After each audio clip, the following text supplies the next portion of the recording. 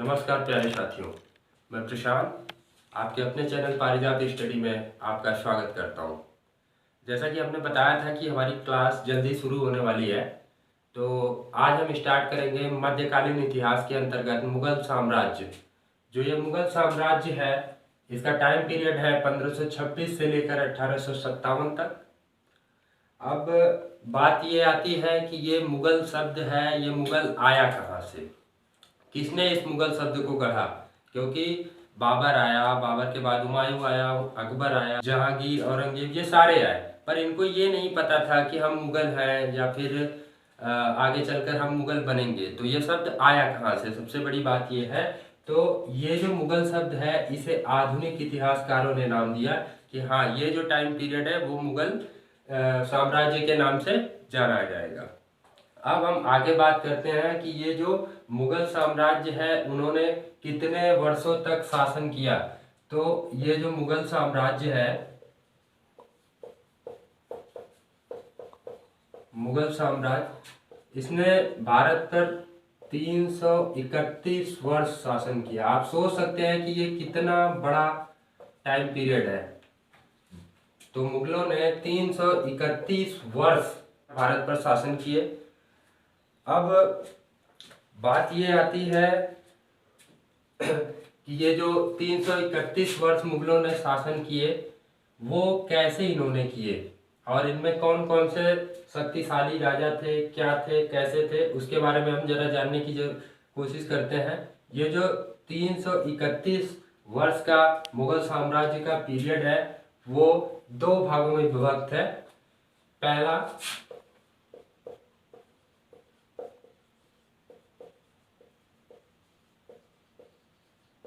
Early Mughals और दूसरा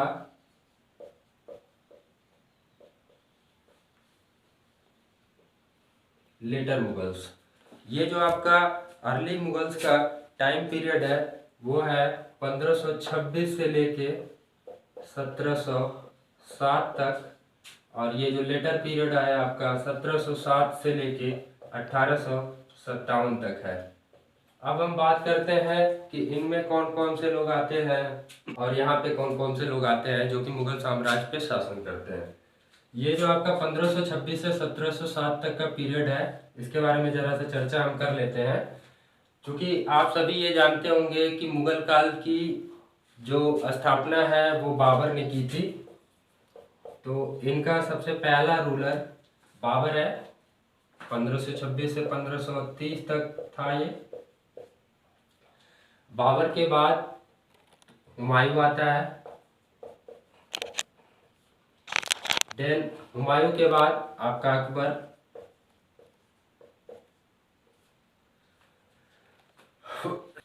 अकबर के बाद जहांगीर। देन शाहजहां, और फिर औरंगजेब।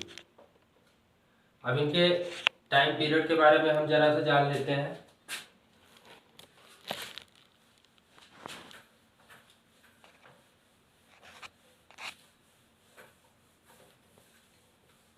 कि किनका टाइम पीरियड कब से लेकर कब तक है।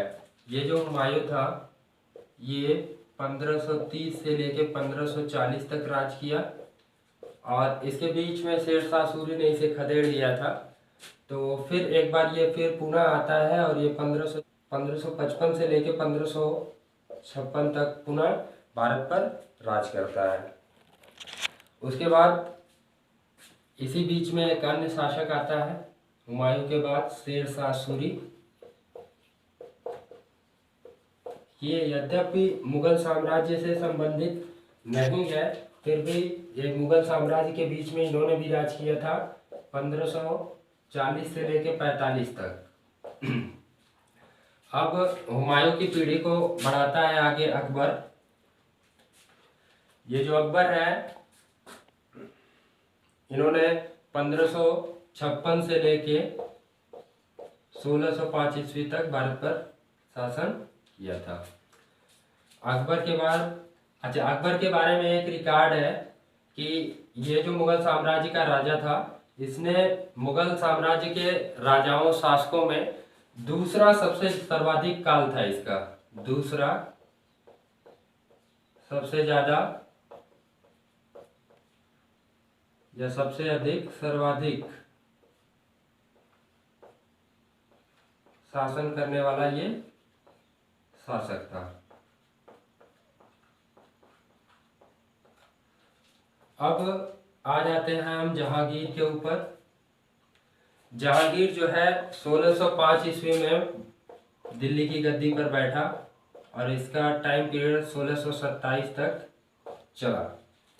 अब जहांगीर के बाद नेक्स्ट आता है आपका शाहजहां। ये जो शाहजहां था, इन्होंने भारत पर 1627 से लेकर 1657 तक राज किया। शाहजहां के बाद औरंगजेब आता है और ये 1657 से या यूं कहें 1658 शुरू, ये 1657 लास्ट हो गया था, शाहजहां का काल खत्म हुआ तो ये 1658 में भारत की गद्दी पर बैठता है और 1707 तक भारत की गद्दी पर राज करता है। तो ये जो टाइम पीरियड आपका रहा कुल मिला के बाबर से लेके औरंगजेब तक जितने भी शासक थे उनके काल को हम अर्लियर मुगल के नाम से पढ़ते हैं, अर्लियर मुगल, जो कि यहाँ पे हमारा समाप्त होता है। अब हम ये जानने की कोशिश करेंगे कि ये जो मुगल काल का संस्थापक बाबर था, ये दरअसल आया कहाँ से था। 14वीं शताब्दी में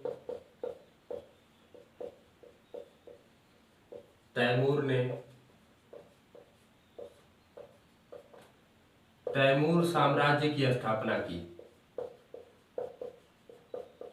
तैमूर साम्राज्य की स्थापना की और ये जो तैमूर साम्राज्य था इसका पूरा का पूरा अधिकार मध्य एशिया पे था। अब जैसे ही ये तैमूर की डेथ होती है, मध्य एशिया कई भागों में विभक्त हो जाता है, यानी इसके कई सारे टुकड़े हो जाते हैं, छोटे छोटे टुकड़े। उसी में से एक फरगाना नाम का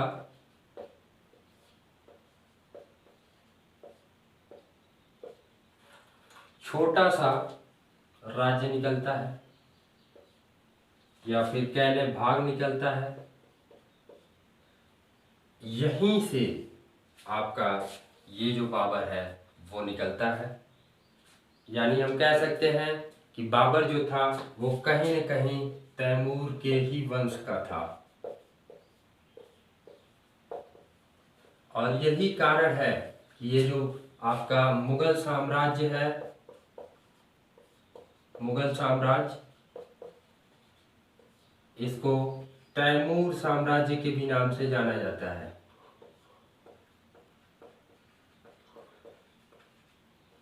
तैमूर साम्राज्य के नाम से जाना जाता है।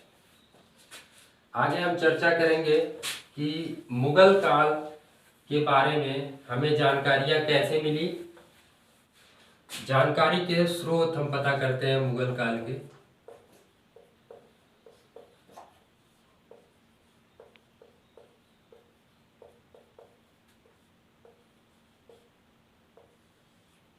अब हम जानने की कोशिश करेंगे कि मुगल काल के बारे में हमें कहाँ कहाँ से जानकारियाँ मिली है। तो पहली जानकारी हमें मुगल काल की बाबर की एक आत्मकथा थी, तुजुक ए बाबरी। ये बाबर की आत्मकथा है। बाबर ने इसे तुर्की भाषा में लिखा था। क्योंकि ये बाबर की ऑटोबायोग्राफी है तो बाबर ने इसे खुद लिखा था, जो कि तुर्की भाषा में उसने लिखा था। आगे चलकर इसका कई भाषाओं में अनुवाद होता है, जिसे कि हम आगे बाबर की जब कृतियां पढ़ेंगे तो आपको उसमें बताया जाएगा। थोड़ा सा ब्रीफिंग कर लेते हैं कि आखिर बाबर ने इसमें कहा क्या था। बाबर ने इसमें लिखा था कि भारत के दो राज्य, भारत के दो राज्य मेवाड़ और दूसरा विजयनगर, विजयनगर, ये दो बहुत ही शक्तिशाली राज्य थे। अब मेवाड़ के राजा यहाँ के राणा सांगा थे।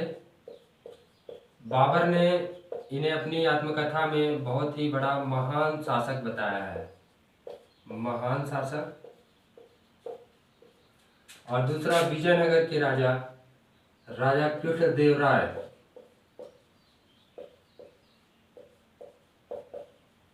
कृष्णदेव राय, क्योंकि इनका जो टाइम पीरियड है वो 1509 से लेकर 1529 तक है, तो ये बाबर के समकालीन था। तो बाबर ने अपनी आत्मकथा में ये लिखा था कि जो कृष्णदेव राय है वो मेरे समकालीन, मेरे समकालीन सर्वाधिक शक्तिशाली राजा है, सर्वाधिक शक्तिशाली राजा है।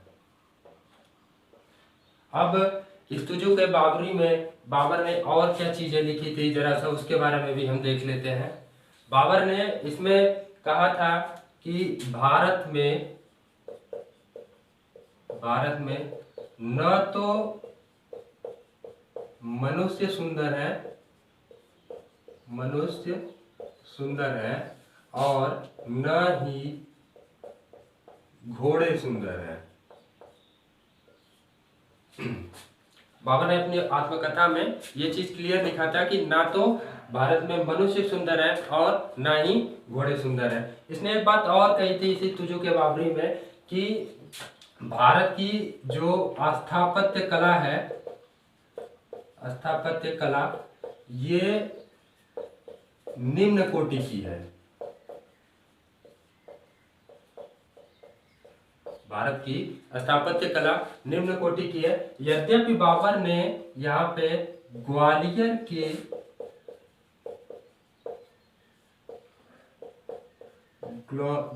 की स्थापत्य कला को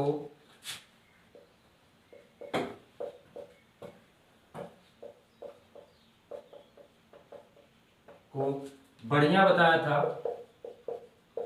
और इसकी खूब सारी प्रशंसा की थी। अब चूंकि ग्वालियर में एक फोर्ट है, ग्वालियर फोर्ट, तो बाबर ने इसको बहुत ही बढ़िया स्थापत्य कला कहा था।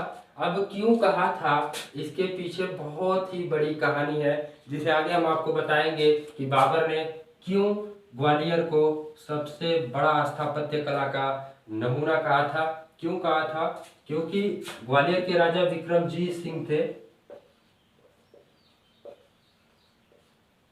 अब जो ये ग्वालियर के राजा विक्रमजीत सिंह थे, इन्होंने इब्राहिम लोदी का साथ दिया था, इब्राहिम लोदी का साथ दिया था। ये इब्राहिम लोदी के मित्र हुआ करते थे और इनके पास अकूत संपत्ति थी, जो कि हम आपको लोदी के साथ जब पानीपत का युद्ध होता है बाबर का, तो उसमें बताएंगे कि विक्रमजीत सिंह के साथ इन्होंने क्या किया था बाबर ने, और क्यों यहाँ पे कहा था कि ग्वालियर की स्थापत्य कला बहुत ही बेहतरीन है।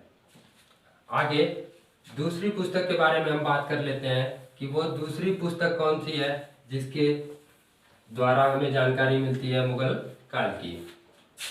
दूसरी पुस्तक के बारे में हम देख लेते हैं। दूसरी पुस्तक है आपकी हुमायूंनामा।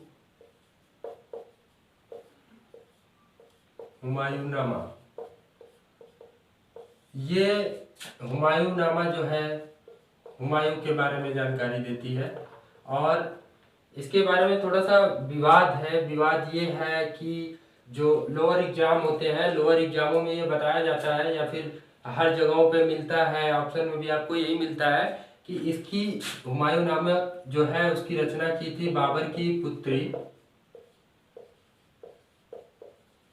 बाबर की एक पुत्री थी जिसका नाम गुलबदन बानो बेगम था।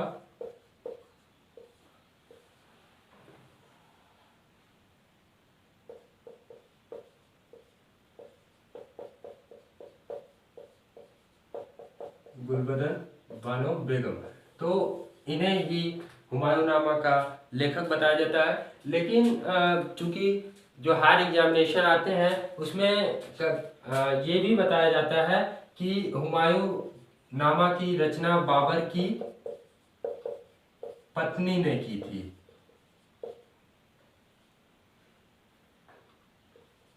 बाबर की पत्नी ने की थी। तो यहाँ पे थोड़ी सी ये क्वेश्चन जो है विवादित है। तो जैसा भी रहे, अगर यहाँ पे गुलबदन बानो बेगम है आपके ऑप्शन में तो उसको आप टिक करिए, अदरवाइज आपके अगर ऑप्शन में बाबर की पत्नी है तो आप बाबर की पत्नी ही करके आए। अब तीसरी पुस्तक है जिससे जानकारी मिलती है, उसका नाम है आईने अकबरी। ये जो आईने अकबरी पुस्तक थी, इसके लेखक आपके थे अबुल फजल।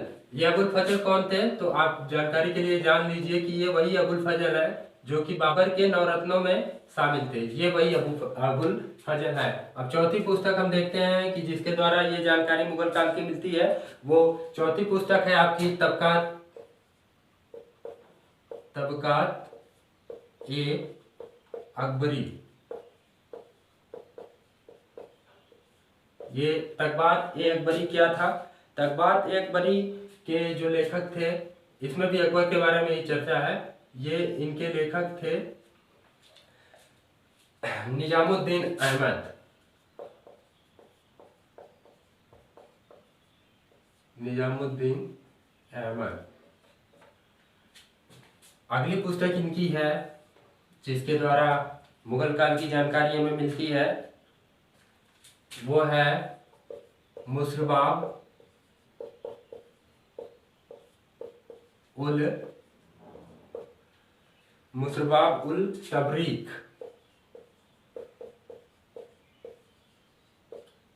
मुसरबाब उल तबरीक ये बदायूनी ने लिखी थी।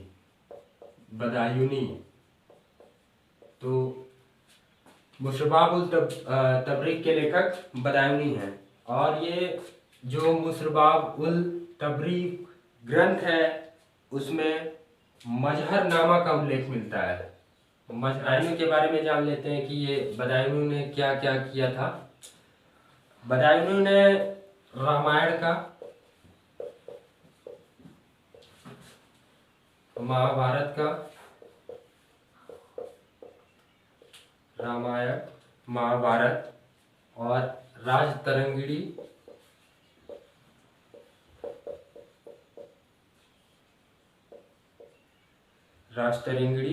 और इन सभी का फारसी भाषा में अनुवाद किया था, फारसी भाषा में। अब अगली जानकारी जो हमें मिलती है वो हमें तुजुक ए जहांगीरी से मिलती है। तुजुक ए जहांगीरी से मिलती है। तुजुक ए जहांगीरी ये जहांगीर की आत्मकथा है। जहांगीर की आत्मकथा ये फारसी भाषा में लिखी गई है। फारसी भाषा में। अगली पुस्तक के बारे में हम चर्चा करते हैं, जैसे कि मुगल साम्राज्य की जानकारी हमें मिलती है। जानकारी के स्रोत बहुत ही लंबे हैं, उनका कितना संकलन किया गया होगा उसके बाद जो है कि मुगल साम्राज्य के बारे में हम और आप पढ़ पाते हैं। और अगला जो आपका जानकारी का स्रोत है वो है मासीर ए जहांगीरी। मासीर ए जहांगीरी। मासीर ए जहांगीरी। ये जो मासीर ए जहांगीरी है उसको लिखा था ख्वाजा, उसको ख्वाजा कामगार ने लिखा था। ख्वाजा कामगार ने लिखा था। अब आप सोच रहे होंगे कि ये मुगल काल के जो जानकारी के स्रोत है, आखिर वो मैं आपको क्यों पढ़ा रहा हूँ।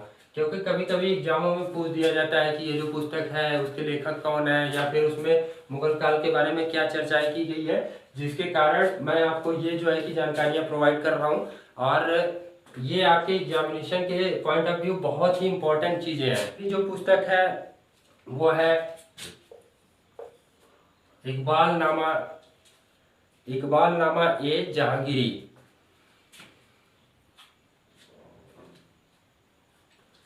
इकबाल नामा ए जहांगीरी। इकबाल नामा ए जहांगीरी। इस पुस्तक को मुतमिद खान ने लिखा था। मुतमिद खान ने लिखा था। आगे जानकारी के स्रोत में हम शाहजहां के जो शाहजहां कालीन इतिहास था उसके बारे में हमें कहाँ से जानकारियाँ मिलती हैं उसको ज़रा सा हम देख लेते हैं। ये शाहजहां कालीन इतिहास के बारे में हमें पहली जानकारी पातशाहनामा पुस्तक से मिलती है। ये पातशाहनामा पुस्तक जो थी उसे अमीर कनीसी ने लिखा था। अमीर कनीसी ने। अब इस पुस्तक में क्या था उसके बारे में थोड़ा सा जान लें। इस पुस्तक में जो शाहजहां का प्रारंभिक 10 वर्षों का शासनकाल था उसके बारे में चर्चा की गई है। प्रारंभिक 10 वर्षों के बारे में चर्चा की गई है, जिसको अमीर कनीसी ने लिखा है पातशाहनामा के नाम से।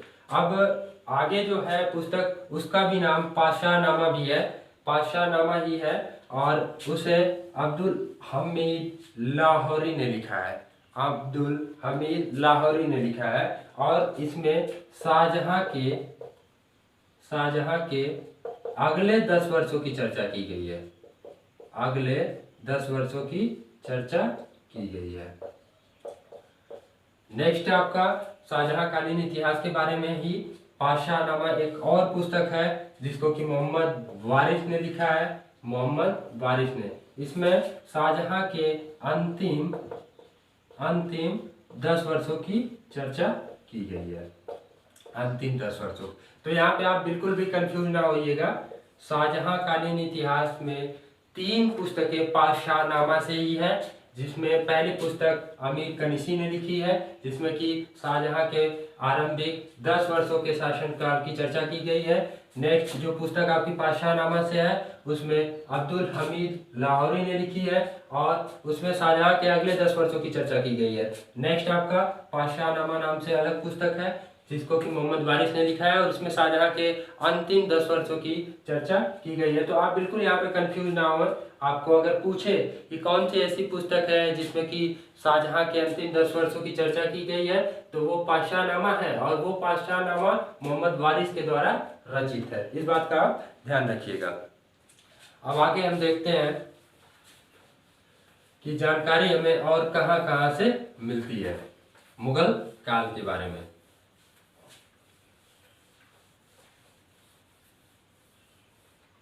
शाहजहां हो गए। अब हम औरंगजेब कालीन इतिहास के बारे में। औरंगजेब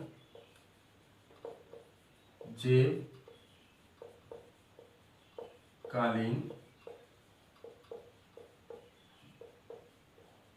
इतिहास के बारे में कहाँ से जानकारी इकट्ठा करते हैं। तो औरंगजेब कालीन इतिहास में पहली जो पुस्तक आती है वो आपकी है आलमगीरनामा।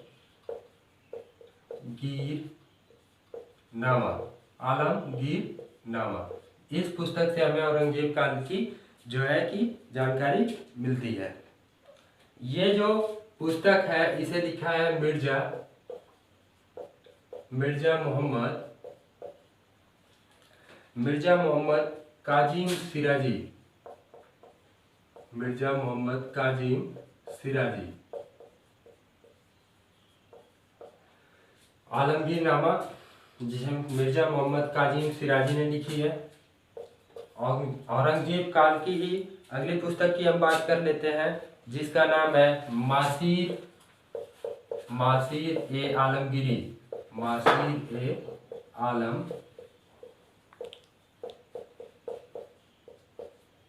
मासीर ए आलमगीरी।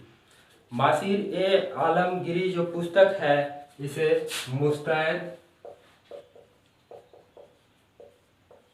मुस्तैद खान ने लिखा है। मासिर ए आलमगीरी, ये जो मासिर ए आलमगीरी पुस्तक है इसके बारे में एक रिकॉर्ड है कि इसे मुगल राज का गजेटियर कहा जाता है। मुगल राज का गजेटियर। अब आप सोच सकते हैं कि अगर इसे मुगल काल की गजेटियर बोला जाता है तो जाहिर सी बात है कि ये पुस्तक काफ़ी इम्पोर्टेंट होगी, ये मुगल काल में काफ़ी महत्वपूर्ण स्थान रखती होगी, जिसे कि मुस्तैद खान ने लिखा है। अब अगली औरंगजेब की जो औरंगजेब कालीन इतिहास की अगली पुस्तक है जिससे कि हमें औरंगजेब के बारे में और मुगल काल के बारे में जानकारी मिलती है, उस पुस्तक का नाम है मुंतरबाब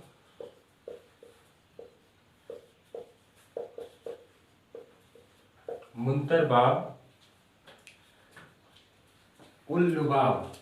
मुंतरबाब उल लुबाब। मुंतरबाब उल लुबाब। ये पुस्तक खाफी खां के द्वारा रचित है। मुंतरबाब उल लुबाब खाफी खां के द्वारा रचित है। ये जो खाफी खां था ये शिवाजी का बहुत बड़ा आलोचक था, यानी शिवाजी को फूटी आंखों भी देखना पसंद नहीं करता था। अब चूंकि लेखक था और ये औरंगजेब काल का लेखक था तो जाहिर सी बात है कि औरंगजेब के बारे में अच्छी अच्छी बातें लिखने का इसे बहुत ही ज़्यादा शौक रहा होगा। फिर भी शिवाजी का आलोचक रहते हुए भी इसने शिवाजी की धार्मिक नीति जो थी उसकी बहुत ज़्यादा प्रशंसा की है अपनी पुस्तक मुंतरबाब उल लुबाब में। अब अगली पुस्तक के बारे में हम देखते हैं। अगली पुस्तक जिससे कि मुगल काल के बारे में हमें और जानकारियां मिलेंगी।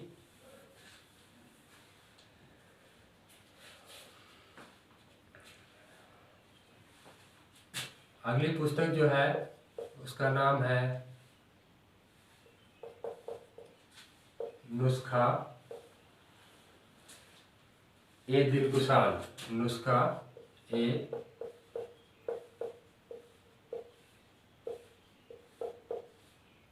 इसे भीमसेन ने लिखा था।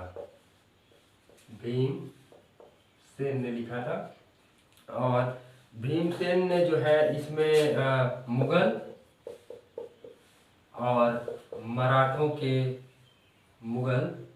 मराठों के बीच जो संबंध थे उसके बारे में अपनी इस पुस्तक नुस्खा ए दिलकुशान में चर्चा की है। आगे एक पुस्तक आती है फतुहात ए आलमगीरी नाम से। चूंकि आलमगीरी नाम काफ़ी प्रसिद्ध है कि ये औरंगजेब का नाम है तो आप समझ ही गए होंगे कि ये किसके बारे में पुस्तक होगी। इसको ईश्वरदास नागर ने लिखा था।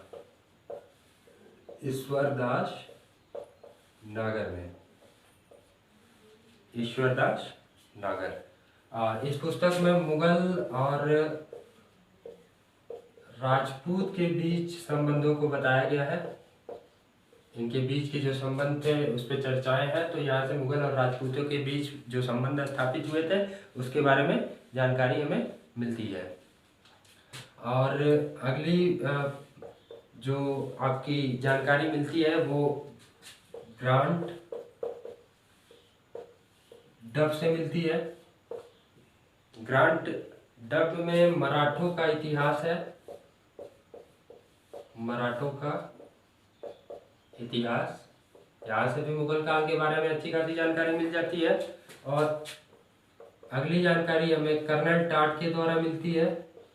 कर्नल टाड के द्वारा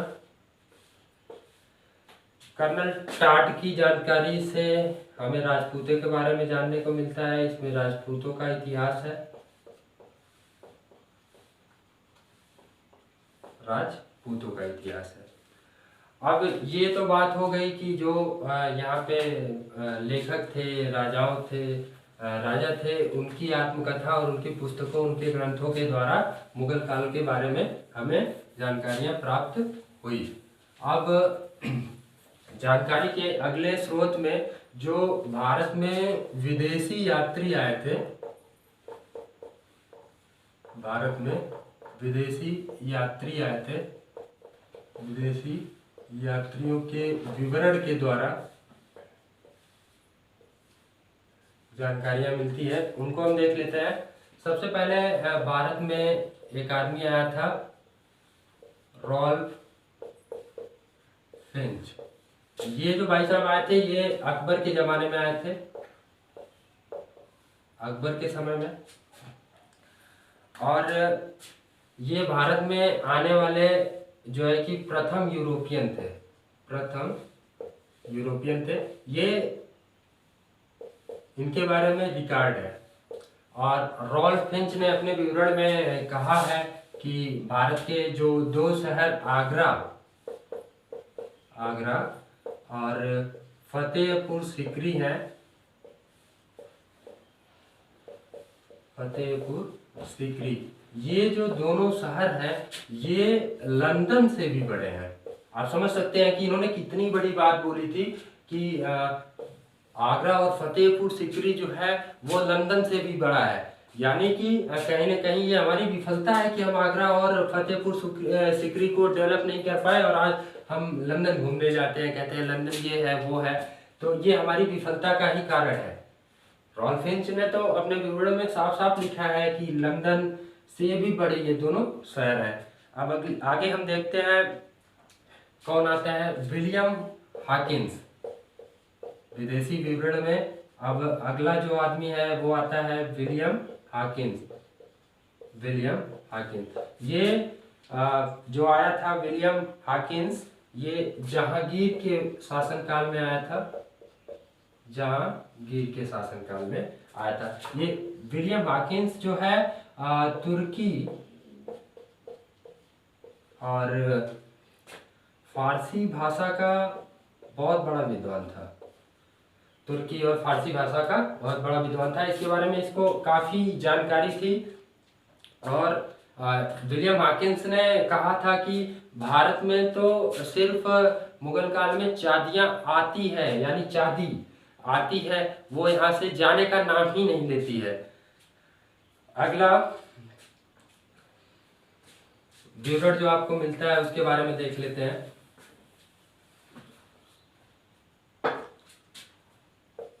ये यात्री जो है Thomas Roe and Edward Terry, Edward Terry, Thomas Roe and Edward Terry, ये भी जहांगीर के ही समय में भारत आए थे, जहांगीर के समय में भारत आए थे। तो इनके विवरण से भी आपको जानकारी मिल जाती है। हमें यात्रियों के विवरण में अगला यात्री आपका पीटर मुंडी आया था। ये जो है शाहजहां के शासनकाल में भारत आया था, शाहजहां के शासन काल में भारत आया था। पीटर मुंडी जो है इटली का निवासी हुआ करता था, इटली का निवासी था।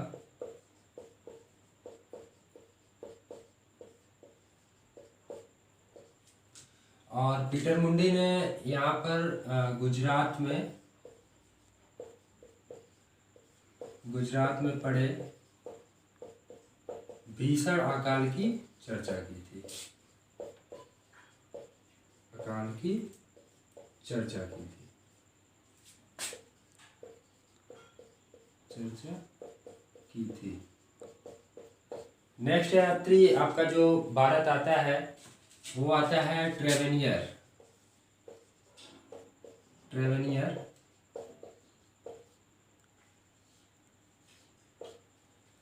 नेक्स्ट यात्री आपका ट्रेवेनियर है। और ये ट्रेवेनियर जो था ये फ्रांसीसी हीरो का व्यापारी था। फ्रांसीसी हीरो का व्यापारी था।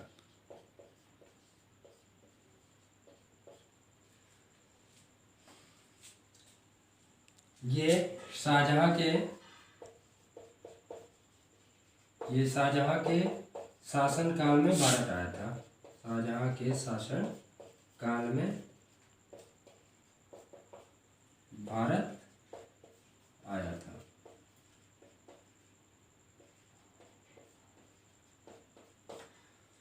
अब आगे इसने भारत की कुल 6 बार यात्रा की थी और इसने कोहिनूर हीरे के बारे में इसने 6 बार भारत की यात्रा की थी।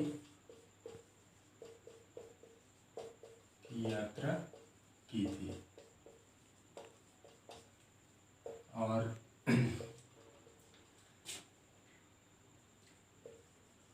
कोहिनूर हीरे का इसने विस्तृत वर्णन किया था।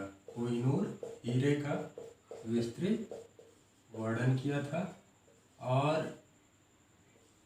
विस्तृत वर्णन किया।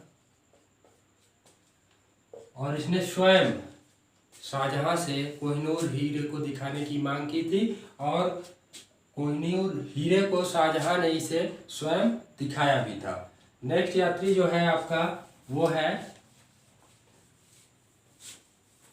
अगले यात्री के बारे में हम बात करते हैं कि जिससे मुगल काल के बारे में हमें जानकारी मिलती है। वो अगला यात्री आपका है मनुजी। अगला यात्री है मनुजी।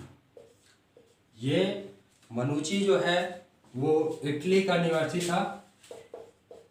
इटली निवासी था और ये भी शाहजहां के शासनकाल में भारत आया था। शाहजहां के शासनकाल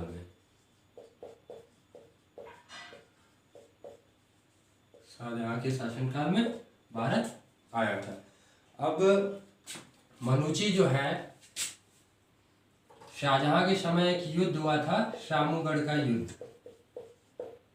शामूगढ़ का युद्ध, ये जो युद्ध है ये उत्तराधिकारी के लिए हुआ था कि कौन अगला मुगल साम्राज्य का उत्तराधिकारी बनेगा। तो उस समय शामूगढ़ के युद्ध में ये जो मनुची था वो यहाँ पे शामूगढ़ के युद्ध में मौजूद था और दारा सिकों के तोपखाने को संभाल रहा था।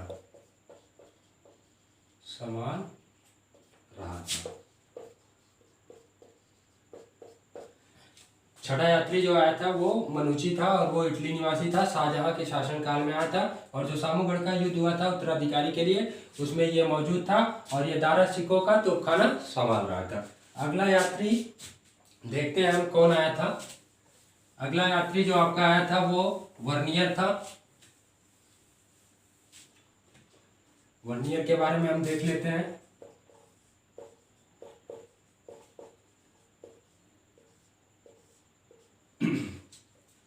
वर्नियर, ये जो वर्नियर था ये एक फ्रांसीसी डॉक्टर था।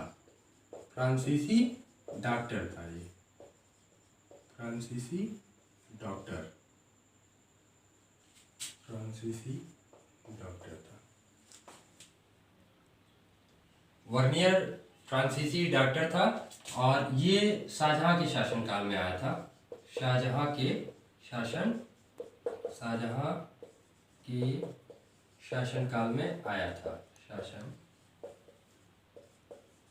में आया था।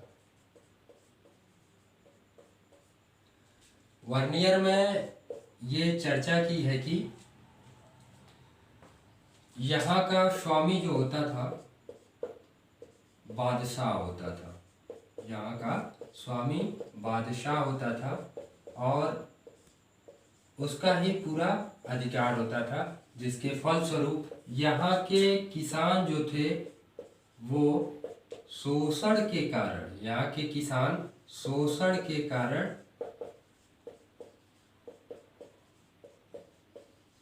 अपनी जमीन छोड़कर जाने लगे थे, अपनी जमीन छोड़कर जाने लगे थे।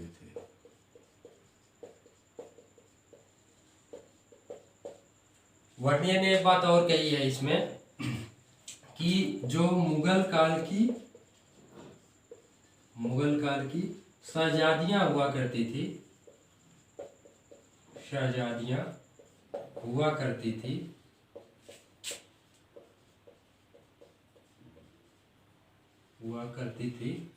उनकी शादी भारत में नहीं होती थी, भारत में नहीं होती थी।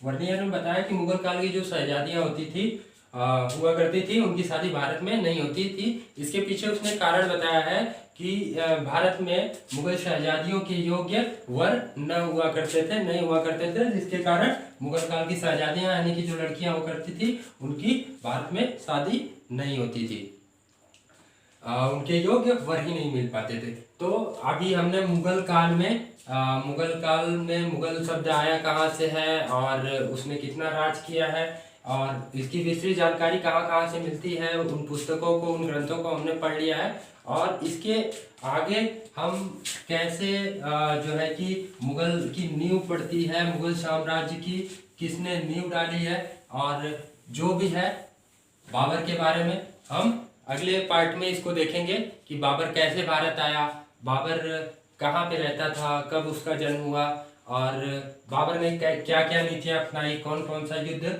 बाबर ने जीता। तो उसके बारे में हम अपने अगले पार्ट में चर्चा करेंगे। और दोस्तों एक बात मैं और आपसे कहना चाहूँगा कि अगर आपको मेरी ये वीडियो अच्छी लगी तो इसे लाइक और शेयर जरूर करें, और हाँ, मेरे चैनल को जरूर सब्सक्राइब करें और बेल आइकन को दबाना ना भूलें, जिससे हमारा उत्साहवर्धन हो और हम आपके लिए और अच्छी से अच्छी वीडियो ला सकें। धन्यवाद मित्रों।